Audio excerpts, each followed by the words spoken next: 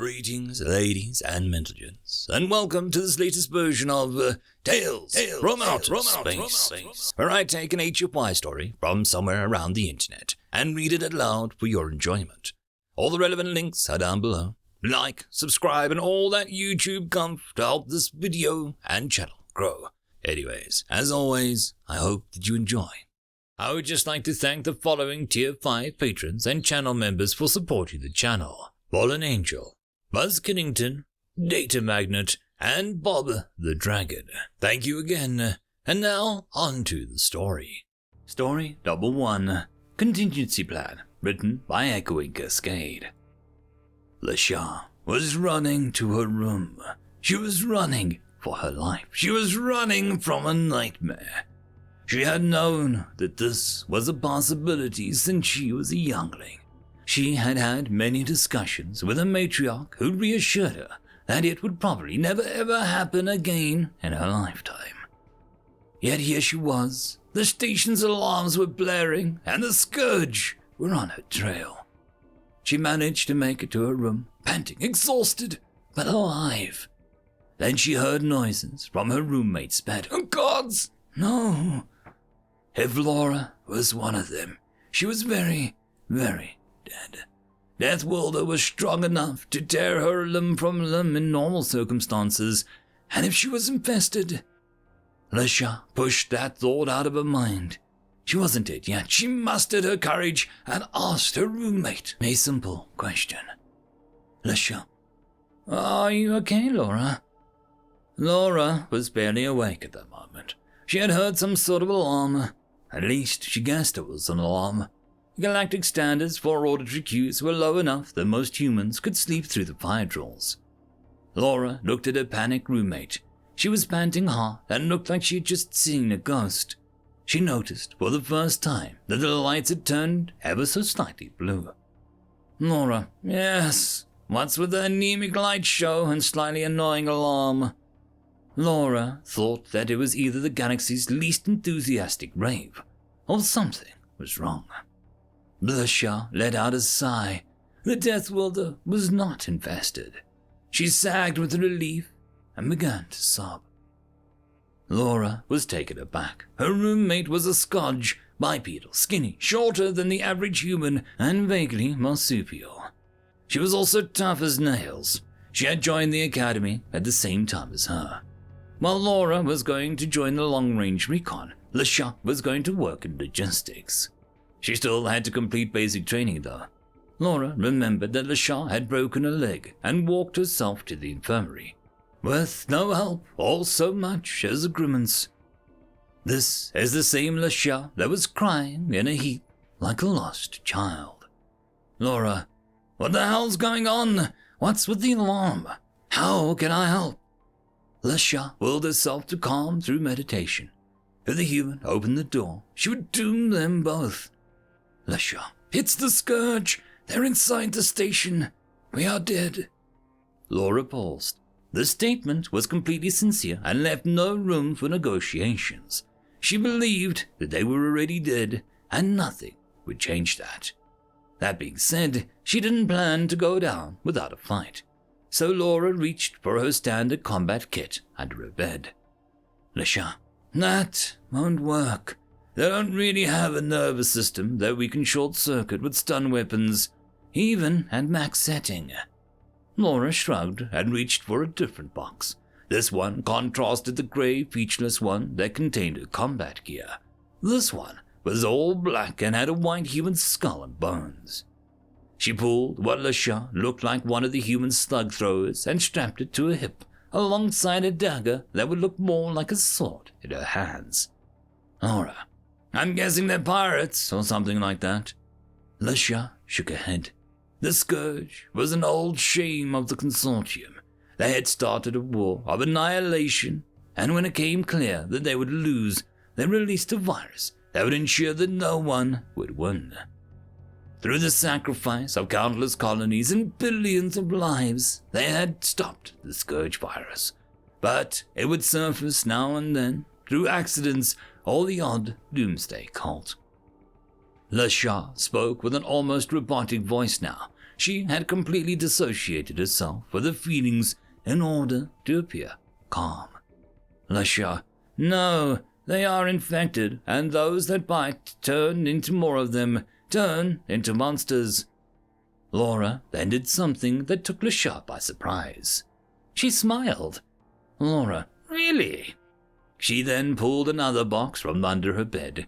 It was red and had what looked like an even older slug thrower painted on it with a sharp piece of wood. Laura, let me guess, they drink blood, fly, and can charm sentients by looking them in the eyes. Lasha, what? No, why would... Laura interrupted her. Laura, okay, so they turn into feral creatures, fear Silva, and howl at the moon. Lasha was looking like her normal self now, more out of confusion than being genuinely calm. Lasha, of course not. Wait, is that a thing in your world? Laura put the box back under her bed with a pout. Laura, not really. So, what is the scourge then? Lasha didn't want to recount what they were up against, what would ultimately kill them, but Laura had the right to know. Lasha, the infected die, eventually, but they don't stay dead. They get up and try to eat the living. Their saliva carries the virus. They're an old bioweapon from a long-gone race. What Lasha saw next, she would never forget to the day she died. Her seemingly sane roommate grabbed a green box from under her bed with a large yellow Z on it and skipped to the bathroom, saying the word that didn't translate. Zombies. Laura emerged from the bathroom wearing a skin-tight black suit and a grin. Laura spun in place to show off her gear. Laura, like it. It's made of smart fabric, becomes bite-proof when exposed to pressure that could break human skin. I've seen it tested. You would need an industrial cutter to get through it. Laura then put a uniform on top of it, strapped the slug thrower back onto her hip, but instead of the dagger, she now had a large, curved forward blade the length of her leg. Laura, how many? Lasha was confused, but quickly regained her wits. Lasha, I ran past 4 or 6 on the way here. You're not thinking of finding them, Laura's smile faded from her face as she cut her off. Laura, serious question time. Laura then got very close to Lasha's face. Laura, do they run or do they shamble? Lasha, how could they run? Did you not hear me? They're dead. You can't fight them, they... Laura stopped her by drawing her sidearm and loading a magazine. Laura, just shoot them in the head. Lasha looked at the blade Laura was inspecting. She had no doubt that it could go through the cranium of any sentient on the station, and from what she knew of human weapons, so could her gun. Lasha, you're going out there, aren't you? Laura was all smiles again. Yep. Before leaving, she turned to Lasha. She looked like a mess again. Laura then removed the gun from her hip and handed it and the bolt with the extra magazine to her. Laura, it's not that much different from a pulse rifle, just with a bit more kick. I'm sure you'll figure it out. Lock the door behind me. Do you see any infected I know out there? Lasha, only Mern. Laura, oh. Laura shrugged. Laura, never liked her. After which, she opened the door and rushed outside. General Vidros was at a loss for words. A single human cadet had cleared an entire station from scourge infection, and she only asked for a single accolade as a reward. General Vidros had never had to hand the medal that read, "Knife only, no damage," before in his life. But it would not be the last time. End of story. Story number 2. We Own the Day, written by Lords of Jupe. Such a small thing, that fragile world. The Terrans founded a colony there and said nothing as we applied tax after tax, even raiding their shipping lanes. All they said was, "One night we will remember," and carried on with the business of living, as they say. If they thought we feared darkness, they were wrong. Our history as daytime predators is well known. as every species beneath us on the galactic food chain knew all too well, and ready to their profit. We were fools. Easy pickings. Every scavenging and pirate faction said those words about the Terrans. Barely armored ships, scarcely armed troops, ready present patrols, negligible perimeter scanning technologies. And we believed everything that we were told. They practically loaded those containers into our ship holds and smiled so brightly. Those infuriating smiles. You could punch him in the face until it was bloodied, and that would be all that they did in reply. They rarely ever fought back, and if they did, it was a token effort.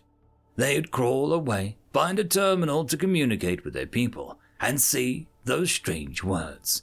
One night we will remember.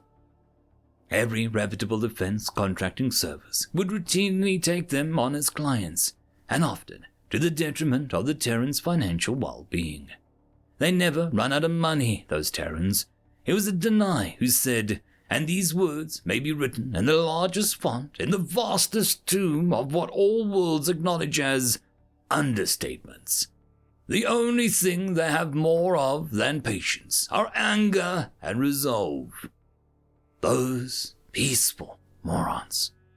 It did not make sense. Deny a race and culture of scavengers, looters, and for-hire thugs, and they have those nearly kind words to say about one's favorite victim. We racked our brains and could not make sense of it. The Deny are ruthless and engaging tactics which exceed cutthroat in the same way that a fusion missile exceeds a closed fist.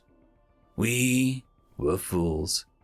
Our homeworld was a trade hub, all space lanes leading to it, providing our vessels with a singular destination for incoming fees, taxes, and assorted seized goods. We thought so little of that nearly derelict ship filled with empty decanters of coolants and technical manuals about cryogenic preservation. That and all of those empty crates full small arms and explosives. We thought nothing. Then we heard the seismic activity in our polar regions of our homeworld. A volcano, 1,000 years silent, suddenly rousing, spitting out ash and smoke and debris, glutting the seas with discharges of lava, fouling sonar capabilities in ways we never thought of, and as we discovered, could counteract. They'd smuggled themselves on our world by hiding in the prizes they handed over so willingly. Then our luxury liners began to vanish. Then the seaside resorts of the idle rich. Then the military units who worked those seas. And then they began to sing to us every time the growing night fell, using stolen radios and hostage transmitters. That's all that they do now. They've clogged the sky so thick that we can't risk spacecraft through our own atmosphere. Firing a laser or ion cannon into the ash layer just makes it harder, and the situation more dire.